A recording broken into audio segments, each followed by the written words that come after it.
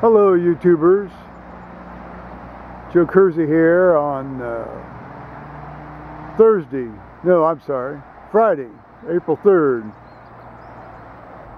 2015. Good Friday. It's about 2:30 in the afternoon, Eastern Daylight Time. See, the creek's muddy down there. Creek's muddy. The backwash is clear. The creek's muddy. We've been having a fair amount of rain here the last,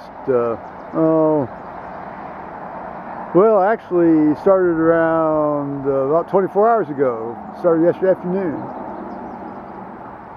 And kind of heavy at times, actually.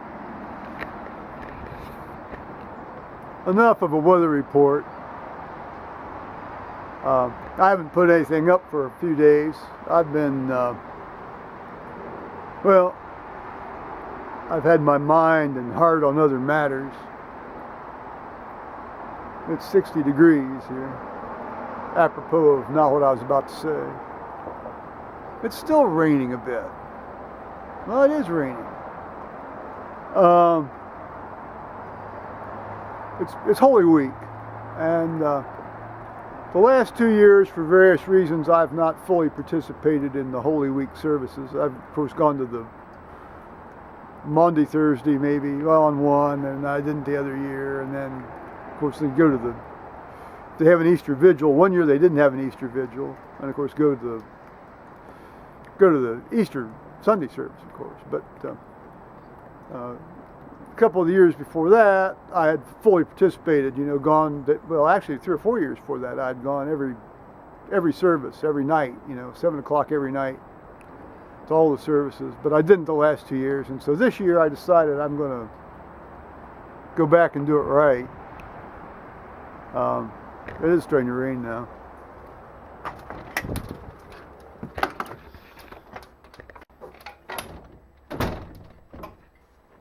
So I decided to go to all the services. So Monday night, I didn't read. We had we had a guest preacher. It was our senior warden, Jason Ross, preached, and he did an excellent job. He talked about the necessity sometimes to just stop and be in the present. Don't have your mind occupied on what you did. Don't have your mind occupied on what you're going to do. Just be. Very much like a dog does when he sits on the edge of a porch and looks out over a creek valley or at a lake, or sits in the room with you while you're doing something, and just in a sense be a dog in a sense, but just be. And he tied it in with the various readings very nicely. And then Tuesday night I read along with I read. They just had the one read. They just have the one readers on Holy Week. But I made up this. Since the lectionary book at the lectern is somewhat difficult to see, when you're with the bifocals, and I made up my own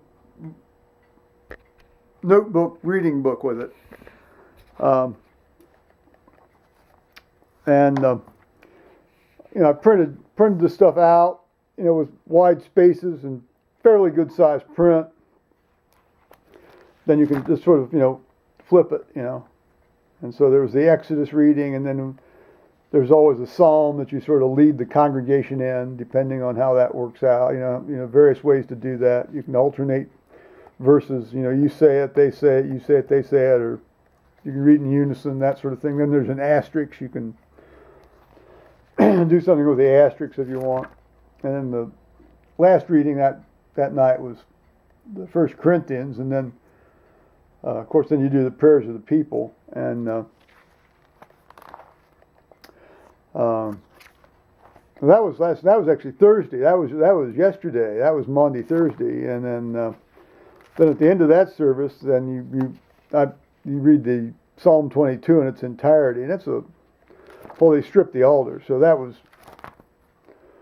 I somehow shifted from Tuesday to Thursday, but it's been that kind of a week, guys. It's been kind of disorienting, you know. Last night was very, very physically and emotionally exhausting for me.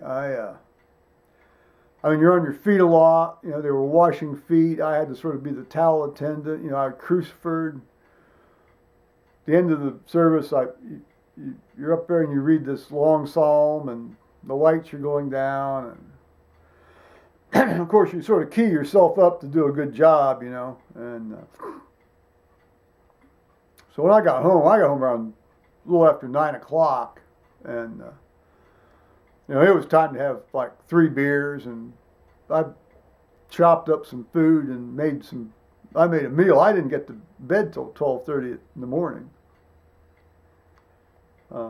But fortunately I was able to sleep till 8:30.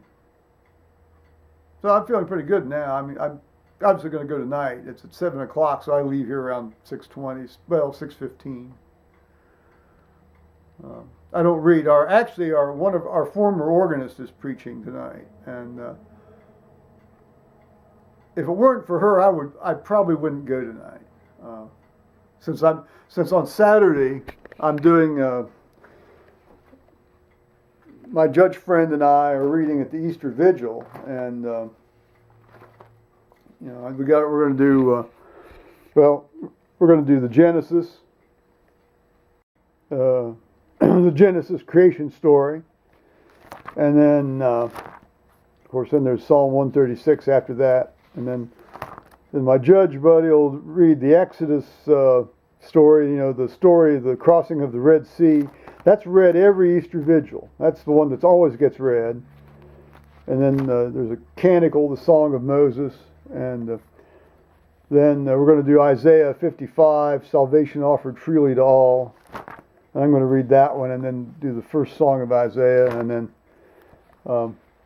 then my judge friend gets to read this thing from Baruch, and then Psalm 19, and then at the service do the Romans 6, and I'll read that, and then let's see here, I flipped too far. Oh no, I didn't. And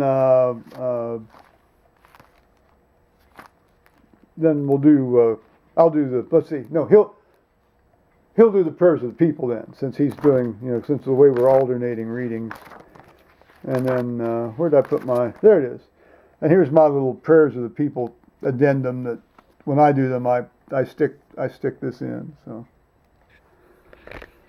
So we got things, you know, organized and ready to go, and you never want to mess up, but this is one time of the year you most assuredly do not want to mess up. I was scheduled to read on Easter Sunday, and when I got home last night, a fellow who also reads wanted to trade with me. He had been scheduled to read on April 12th, and I thought, oh, he's going to want to do, you know, take a day that I actually don't want to not do. But no, he just wanted to, he wanted to do the Easter Sunday thing because they're going to be in North Carolina on the 12th. And I said, sure, that's great. So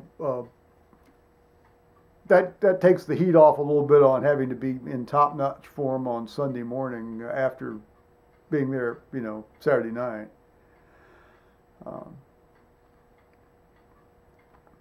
So I guess we're going to have a baptism even on Sunday, which is always fun. It's always fun to have a baptism, and I do like baptisms. So that's been it pretty much for this week, and that's pretty much going to be it for the rest of the week. My son and daughter-in-law and my grandson, the whole three of them, the whole shebang, are going to get into one of these big aluminum tubes and fly off to San Francisco here tomorrow. Pray to God they get there safely and back safely. Then they're going to spend I guess, till the following Thursday on a 50-foot sailboat in San Francisco Bay with one of Thomas's and Kelly's high school friends that's done very well for himself. And he's flying him out with his frequent flyer miles. So essentially, the trip is not going to cost him anything. My only thought was, I said, did you guys consider taking separate airplanes so that all three of you won't get wiped out at one time? Yeah, it's got me kind of in a bit of a state, but what are you going to do? Well, you just trust in God. That's what you do. I don't mean to make that sound like that's kind of like the last thing you do. That should always be the first thing you do. Well, Paul's still at work, and I'm going to say bye-bye, YouTubers.